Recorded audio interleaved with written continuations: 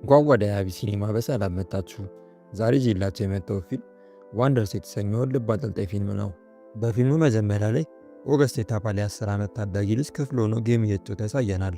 ለማንኛውም የ10 ዓመት ልጅ ብዙ ማድረግ የሚወዳቸው ነገሮች አሉ። ሳይክል መንዳት ይወዳል፣ ጌም መጫወት ይወዳል፣ ከአባቱ ጋር መጫወትና በተለይ ደግሞ አስትሮናውት መሆን በጣም ይመኝ ነበር።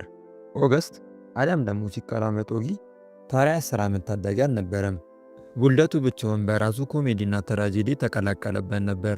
የማዋለጃ ክፍል ውስጥ አባቱ በቪዲዮ ካሜራ ገብቶ እየቀረጸ ነበር። ተጨምሮበት ደግሞ እሱን ሲያዋልድ የነበረው ዶክተር ገና ለማጅ ተለማማጅ ዶክተር ነበር። በዛም ምክንያት ኦጊ ከእናቱ ወር ሲወጣ አካል ጉዳተኛ ሆኖ ነበር የተወለደው። ኦጊ ትራቸር ኮለንስ በሚባል በጣም ባልተለመደ በሽታ ተጠቂ ነበር። ዶክተሮቹ መተንፈስ፣ ማየትና መስማት እንዲችል ብቻ 27 ጊዜ ቀዶ ሕክምና አድርገውለታል። በቀዶ ሕክምና ብዛት ምክንያት የኦጊ ፊት በጠባሳ ተሞልቷል።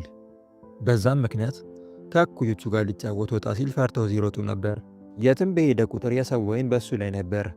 ኦጊ ብሩክሊን ውስጥ ከእናቱ ከኢዛቤላ ከአባቱ ከኔት ጋርና ከታላቅ እህቱ ከኦሊቪያ ጋር ነበር የሚኖረው። ዴዚ የምትባልም ውሻ አለቻቸው። አንድ ቀን ኦጊ እናትና አባቱ ሲጨቃጨቁ ተደብቆ ይመለከታል። ኦጊ እስካሁን ድረስ ትምህርት ቤት የሚባል ነገር ሄዶ አያውቅም። መማር ያለበትን ነገር በሙሉ ቤት ውስጥ ነበር የሚያስተምሩት። ቢሆንም ግን እናቱ ከአሁን በኋላ ከ5ኛ ክፍል ጀምሮ ትምህርት ቤት ሄዶ እንዲማር ብላ ለአባቱ ትነግረዋለች። አባትየው ግን በሀሳቡ በጭራሽ አልተስማማም ነበር። በዛም ምክንያት ነው ጭቅጭቁ የተነሳው። በመጨረሻው አባትየው በእናቱ ሀሳብ ይስማማና እናትየው ትምህርት ቤት ልታስመዘገበው ትሄዳለች። ትምህርት ቤትም እንደደረሱ የትምህርት ቤቱ ዳይሬክተር የሆኑ አቶ ቱሽማን ጥሩ አቀባበል ያደርግላቸዋል። ዳይሬክተሩ እልል ያለ ጨዋታ አዋቂ ነው። ኦጊንም ቀልዶ ያስቀዋል። ወደ ቁም ነገር መለስ ብሎ ትምህርት ቤት ውስጥ እየተካሄደ ስላለው ነገር ይነግራቸዋል። ኦጊም ሳይንስ ስለሚመቸው ሳይንስ ዲፓርትመንት ውስጥ ለመግባት ይወሰናል። ዳይሬክተሩን ቀጥሎ ጓደኞቹ እንዲሆን የ5ኛ ክፍል ታዳጊ ተማሪዎችን ጠርቶ ያስተዋውቀዋል። ከዚህ በፊት እኩዮቹን ተዋውቆ የማያውቀው ኦጊ በጭንቀት መርበርበድ ይጀምራል። ዳይሬክተሩም ለእናትየው ተማሪዎችን ካሁኑ ማስተዋወቅ ጥሩ ሀሳብ እንደሆነ ይነግራታል። ከዛም ጃክ፣ ጁሊየት እና ቻርለት ከሚባሉ ልጆች ጋር ያስተዋውቁታል። ልጆቹ ደስ በሚል መልኩ ሰላም ይሉታል። ሕፃኑ ግን ከዚህ በፊት ከሌሎች ልጆች ጋር የተፈጠረውን ነገር ስለሚያውቅ ብዙም ደስተኛ አልነበረም። እውነቱን ለመናገር በተለይ ጁሊያን ከእሱ ጋር ለመተዋወቅ የፈለገ አይመስልም። ዳይሬክተሩም ለሶስቱ ልጆች እስቲ ትምህርት ቤቱን ዞር ዞር ብላችሁ ታሳዩት ይላቸዋል። ከቢሮ እንደወጡም ቻርለት በጣም ለፍላፊ እንደሆነች ይመለከታል። እሷ ስለ ራሷ ትለፈልፋለች። ሶስት ወንዶች ግን ጸጥ ብለው ነበር የሚያዳምጧት። ቢሆንም ግን ጁሊያን በጣም መጥፎ የሚባል አይነት ልጅ ነበር። ኦጊን ምንም እንደማያውቅ አድርጎ ነበር የሚያዋራው። በአሽሙር መልኩ እያደረገ ያልተጠየቀውን ነገር በሙሉ ያስረዳዋል። ይህ የጁሊያን ባህሪ ግን ለቻርለትና ለጃክ አልተመቻቸው ነበር። ለኦጊም ይደረጉለታል። ማታ ላይ እራት እየበሉ ሳለ ኦጊ ለአባቱ ስለ ጁሊያን ይነግረዋል። አባቱም እንደዚህ አይነት ተራ ልጆችን መስማት እንደሌለበት ይነግረዋል። በነጋታውም ኦጊ ከሙሉ ቤተሰቡ ጋር በመሆን ትምህርት ቤት ይሄዳል። አባቱም የአባትነቱን ምክር መክሮት ወደ ትምህርት ቤት ይልከዋል። ወደ ውስጥም እየገባ ሳለ ተማሪዎቹ በሙሉ አውሬ ያዩ ይመስል ጥግ ጥጋቸውን ይዛሉ። ቢሆንም ግን ኦጊ አንገቱን ቀና አድርጎ በራሱ እየተማመነ ወደ ውስጥ ይገባል። ደስ በሚል ሁኔታ ብራውን የተባለ አስተማሪው በጣም ጥሩ አስተማሪ ነበር። ኦጊ በክላስ ውስጥ እንዲሳተፍ በጣም ነበር የሚያበረታታው። እናቱም ኦጊ ስትወልድ ያቆመችውን ትምህርት ትቀጥልበታለች። በድጋሚ ማታ እራት ላይ ወላጆቹ የኦጊ ቀን እንዴት እንደሆነ ይጠይቁታል። ኦጊም በብስጭት ተናግሯቸው ተነስቶ ይወጣል። እናቱም ተከትለው ሄዳ ምን እንደሆነ ትጠይቋለች። ኦጊ ግን እንባ ነበር የቀደመው። እናቱንም እያለቀሰ ለምንድን ነው አስቀያሚ ሆንኩት ብሎ ይጠይቃታል። እናቱም ዋናው ነገር መልክ አይደለም፣ ያንተ ልብ ብቻ ንጹህ ከሆነ ለምንም ነገር እሱ በቂ ነው ብላ ትመልስለታለች። እውነቷን ነው፣ ውበት ጠፊ ነው፣ ዋናው ግን ንጹህ ልብ ነው። እስቲ ጋይስ ሰብስክራይብ እና ላይክ በማድረግ አበረታቱኝ። አባትና እናት አንድ ላይ በመሆንም ልጃቸውን ያጽናኑታል። ቢሆንም ግን እህት ኦሊቪያ በወላጆቹ የተረሳች ያክል ስሜት እየተሰማት ነው። ኦጊ ከተወለደ ጀምሮ ወላጆቹ ለሱ እንጂ እሷንም ዞር ብለዋት አያውቁም። ምንም ቢሆንም ግን ወንድሟን በጣም ነበር የምትወደው። ከልጅነቷ ጀምሮ ቤተሰቦቿ ምንም እርዳታ ጠይቃ አታውቅም። የቤት ስራዎቿንም ቢሆን ኦጊ ሲታከም በየሆስፒታሎቹ የዞረች ነበር የምትሰራው። ቤተሰቦቿ እንደሚወዷት እኮ ጠፍቷት አይደለም፣ ነገር ግን አያቷ ከሞተች በኋላ ለእሷ ጊዜ ሊሰጣት የሚችለው ሰው ጓደኛዋ ሚራንዳ ብቻ ነበረች። ቢሆንም ግን በአሁን ሰዓት ላይ ሚራንዳ እንኳን እየራቀቻት ነው። ክረምት ለመዝናናት ከወጡ በኋላ ሚራንዳ አለባበሷና አኳኋኗን ቀይራ ከሌላ ልጆች ጋር መሆን ጀምራለች። በዛ ሁሉ መካከል ግን ጀስቲን የሚባል ልጅ ትተዋወቃለች። ጀስቲንም አግባብቶ ቲያትር ያስመዘግባታል። ፈተና ካስኮረጀው በኋላ ኦጊና ጃክ ጓደኛሞች ይሆናሉ። ከዚህ ክስተት በኋላ የቅርብ ጓደኛሞች መሆን ይጀምራሉ። ብዙ ጊዜያቸውንም አብረው ነበር የሚያሳልፉት። ኦሊቪያ እና ጀስቲን በጣም እየተቀራረቡ ነው። ነገር ግን ኦሊቪያ ለጀስቲን የቤቱ ብቸኛ ልጅ ነኝ ብላ ዋሽተዋለች። አንድ ቀን ኦሊቪያ ወደ ቤት አምሽታ ትገባለች። እናቷም የት ነው ያመሸሽው ብላ ትጠይቃታለች። ኦሊቪያም አያቴ በሕይወት እያለች ትወስደኝ የነበረው ቦታ ሄጄ ነበር ትላታለች። ይህንም የሰማችው እናትየው ኦሊቪያ የብቸኝነት ስሜት እየተሰማት እንደሆነ ይገባታል። እናቷም ለምን የሃሎዊንን ቀን አብረን አናሳልፍም ትላታለች። የሃሎዊንም ቀን ኦጊ የጎስት ልብስ ለብሶ ይወጣል። ኦጊ የሃሎዊንን ቀን በጣም ነበር የሚወደው። ምክንያቱም የሃሎዊን ቀን ማለት ፊቱን ሸፍኖ የፈለገበት ቦታ እንደፈለገ የሚንቀሳቀስበት ቀን ነው ስለሆነ ነው። ቢሆንም ግን ፊቱን ሸፍኖ ክፍል እንደደረሰ ጃክ፣ ጁሊያትና ሌሎቹ ጓደኞቻቸው በመሆን እሱ ላይ ሲቀልዱበት ይመለከታል። ፊቱን ሸፍኖ የነበረው ኦጊ ግን ቆሞ ሁሉንም ነገር ሰምታቸው ነበር።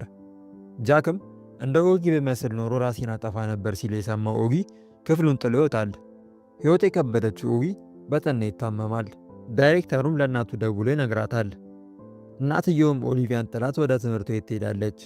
እቤትም ካመጣችው በኋላ ኦጊ ማታ ላለው ፕሮግራም አልወጣም ይላታል። ኦሊቪያ እናቷ ጥላት ስለሄደች በጣም ደብሯታል። ቢሆንም ግን የታመመውን ወንድሟን ለማዳበር ወደ ክፍሉ ትሄዳለች። ስለ ሚራንዳም ተነግረዋለች። ኦጊም ለካ ኖርማል የሆነም ሰው መጥፎ ቀን እንደሚያሳልፍ ሲገባው ይገረማል። ከዛም በኋላ ማታ ወዳለው ፕሮግራም ለመሄድ ይስማማል። በቀጣዩም ቀን ጃክ ኦጊን ሊያናግረው ሲል ኦጊ ዘግቶት ያልፋል። ምሳ እየበሉም ሳለ ሰመር የምትባል ልጅ መጥታ አጠገቡ ትቀመጣለች። ኦጊም እንዴት ቀረብሽኝ ብሎ ይጠይቃታል።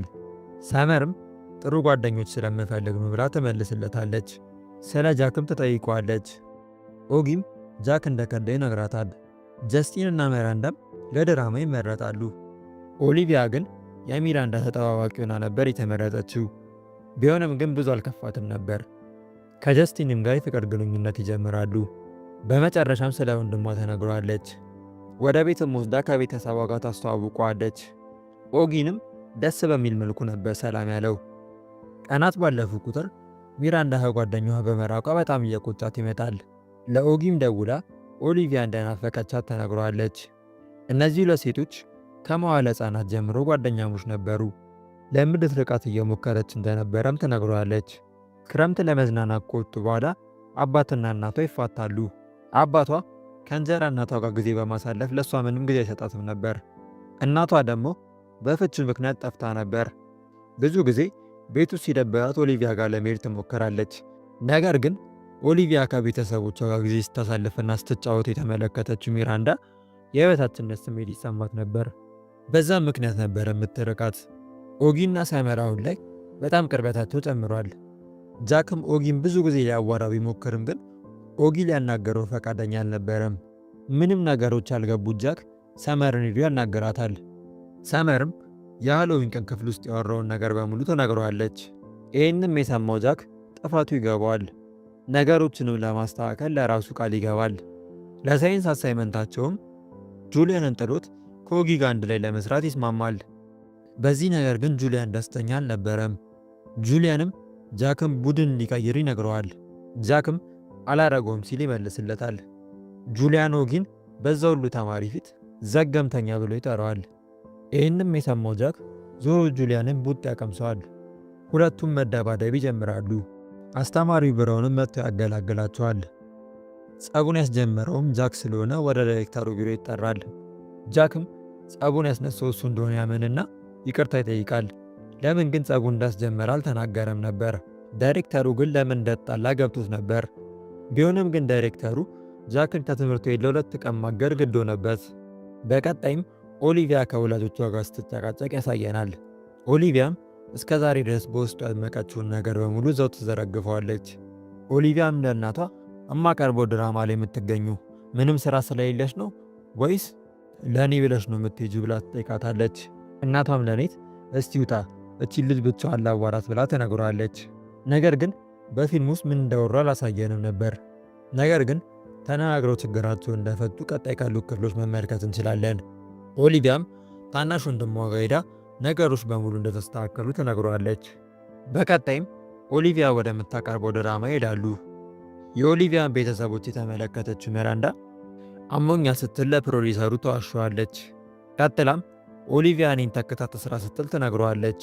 የእሷ ተጠባባቂ የነበረችው ኦሊቪያም ድራማውን ለመስራት መዘገጃጀት ትጀምራለች። መድረክ ላይም ወጥታ በአሪፍ አክቲንግ ተመልካቾቹን ታስደምማቸዋለች። አዳራሽ ውስጥ የነበረው ሰው በሙሉ አንድም ሳይቀር ሁሉም ቆሞ ያጨበጭቡላታል። በመጨረሻም ሚራንዳ ኦሊቪያን ተቀርባትና ለምን ስትርቃት እንደነበረ ታስረዳታለች። ሁለቱም በመጨረሻ ይታረቃሉ። የዛኑን ቀን ጃክ እና ኦሊ ለሳይንስ ፕሮጀክታቸው ለፎቶ መነሻነት የሚያገለግል ሳጥን ይሰራሉ። የውድድሩም ቀን አንደኛ ደረጃነትን ይዘው ያሸንፋሉ። ኦጊም ትምህርት ቤት ውስጥ ብዙ ጓደኞች እያፈራ ይመጣል። ቢሆንም ግን ጁሊያንና ጓደኞቹ ስለሚቃኑበት ኦጊን ማሰቃየታቸውን አላቆሙም ነበር። አንድ ቀን ሚስተር ብራውን የኦጊን የትምህርት ቤት ውስጥ ዕቃ ማስቀመጫ ሲመለከት የ5ኛ ክፍል ተማሪዎች አንድ ላይ የተነሱትን ፎቶ ያገኛል። ዋናው ነገር ግን ፎቶ አልነበረም፣ ከኋላ የተጻፈው ነገር ነው። ከጀርባ የተጻፈው ነገር ኦጊን ራስን አጥፋ የሚል መልእክት ነበር። እሱ ብቻ አይደለም፣ ኦጊን በፎቶሾፕ አድርገው ከፎቶ ውስጥ አስወጥተውት ነበር። አስተማሪውም ነገሮችን በሙሉ አጣርቶ የጁሊያን ስራ እንደሆነ ይደርስበታል።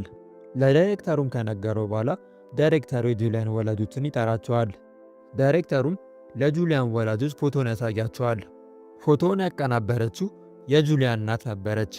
ይህንን ያደረገችው እቤታቸው የሚመጡ እንግዶች ፎቶውን ሲመለከቱ ፊቱን የተበላሸውን ልጅ እንዳይመለከቱት ነበር። ጁሊያንም ከእናቱ ክፍል ፎቶውን ተደብቆ ከወጣ በኋላ የሚጽፈውን ጽፎ የኦጊ ዕቃ ማስቀመጫ ውስጥ ይከተዋል። እናትየው ግን ለትምህርት ቤቱ በሚያደርጉት የገንዘብ እርዳታ ዳይሬክተሩን ለማታለል ትሞክራለች። ዳይሬክተሩም እንደፈለገ ገንዘብ ብትወረውሪ ልጅሽ እንዳሰኘው መቅበጥ አይችልም ይላታል። በመጨረሻም ጁሊያን ከትምህርት ቤቱ ይባረራል። በቀጣይም የትምህርት ቤቱ ተማሪዎች ለክረምት ለመዝናናት ወጥቶ ያሳየናል። እነ ኦጊም እየተዝናኑ ሳለ የ7ኛ ክፍል ጉልቤዎች ይመጣሉ። እነ ኦጊንም ይፈታተናቸው ጀመር። ጉልቤዎችም እነ ኦጊን ይደበድቧቸው ጀመር። ከዛም የ5ኛ ክፍል ጉልቤዎች ይመጣሉ። ለእነ ኦጊም ተደርበው መደባደብ ይጀምራሉ። ሁሉም ተባብረው የ7ኛ ክፍል ጉልቤዎቹን አፈር ያበላቸዋል። ከዛም የ5ኛ ክፍሎቹ ጉልቤዎችና እነ ኦጊ ሮጠው ወደ ወንዙ ዳርቻ ይሄዳሉ። ከኦጊም ጋር ፒስ ይሆናሉ። ድሮ ያሰቃዩት የነበሩ ጉልቤዎች ዛሬ እንደተደረጉለት የተመለከተው ኦጊ በጣም ነበር ደስ ያለው። ከ3 ቀንም በኋላ ተማሪዎች ወደ ቤተሰቦቻቸው ይመለሳሉ። ኦጊም በጣም ደስተኛ ሆኖ ቤተሰቦች ይመለከቱታል። ከዛም የህፃናቶቹ ምርቃት ቀን ይደርሳል። ኦጊም በጎበዝ ተማሪነቱ ይሸለማል። ፊልሙም ሁሉም ሰው ለኦጊ ቆሞ እያጨበጨበለት አሳይቶን ያልቃል። ፊልሙን እንደተመቻችሁ ተስፋ አረጋለሁ። እባካችሁ ላይክ እና ሰብስክራይብ ማድረግ አይርሱ። ይሄ ለእናንተ ምንም ነው፣ እኔን ግን በጣም አበረታታኛል። በቀጣይ ቪዲዮ እስከምንገናኝ ድረስ ደህና ሰንብቱ።